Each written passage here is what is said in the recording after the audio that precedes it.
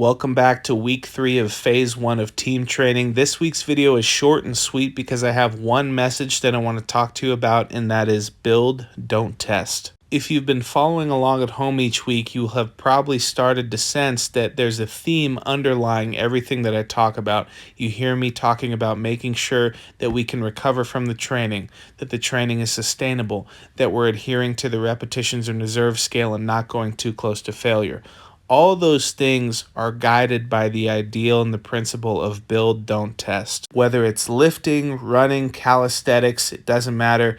When you push yourself to the absolute limit and you're constantly trying to go to failure, it makes it really, really hard for you to recover, and it makes it really, really hard for you to generate momentum in your training because you're using all your recovery resources just to survive, just to be able to recover enough to get through the next workout, and you're not really making adaptations in the most effective way possible. And for a lot of you guys, including myself, we spend the initial years of our training career bashing our head against the wall, going as hard as possible all the time. If we do a run, we're running fast and we're running as far as we can. If we do a lift, we're lifting as heavy as we can, and then we're going to do all the reps that we can afterwards. But it turns out that that's not sustainable over years and years, which is what you need in order to reach that elite level of fitness that we're all looking for. And some of you might be able to get away with this for a while, but sooner or later the wheels fall off for everybody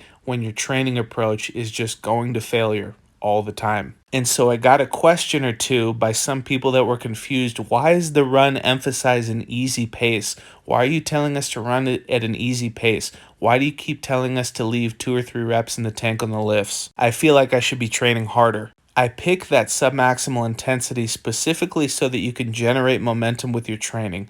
5 more pounds than last week, 5 seconds faster than last week, a quarter mile longer than last week. We're just looking to get a little bit better each week and each month in each phase, and that's ultimately how we set ourselves up for long-term success. Now, that doesn't mean that we're never going to train hard and we're never going to push it to failure, but when we do, we're going to have very specific times where we push it to the limit or past the limit so that we can do it responsibly.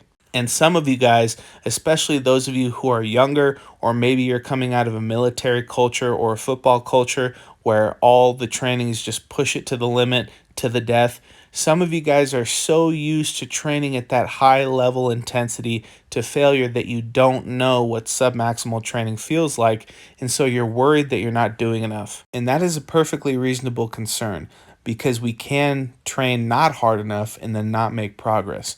But if you guys have the patience to take 2 or 3 steps back and start to look at the long term and not just what you lift or how fast you run or how far you run in one session, but how you can build yourself up to hitting new PRs 3 months from now, 6 months from now, and you have the patience to get into the process of getting better rather than constantly looking for the short-term gratification of doing what you want to do in session, then that's going to set you up for success much more effectively. Your sessions are going to be more productive more often, and those PRs that you hit on runs and lifts are going to start to speak for themselves. But that's it for this week, guys. I want you to keep that build, don't test motto in your head. For those of you guys who are not signed up, there's a link below in the description where you can get the first 7 days of training free. You can take a look at what the training, so I wanted to make this video for a couple of you guys who have signed up but voiced some concerns about not training hard enough because you didn't feel like you were on the edge of death after you left the gym. And that's okay. It's going to take time to get used to feeling good when you leave the gym,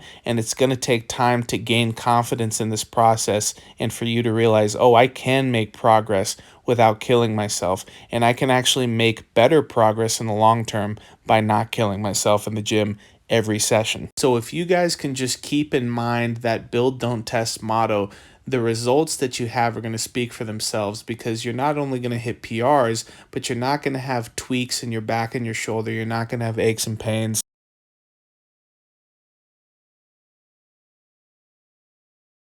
And this is a really great option if you guys enjoy the channel and you enjoy the content and you want to implement it into your training, but you don't want to spend the money on one-on-one coaching. It's only $25 a month and you can cancel at any time. So please go down in the description, check it out. I'll see you later.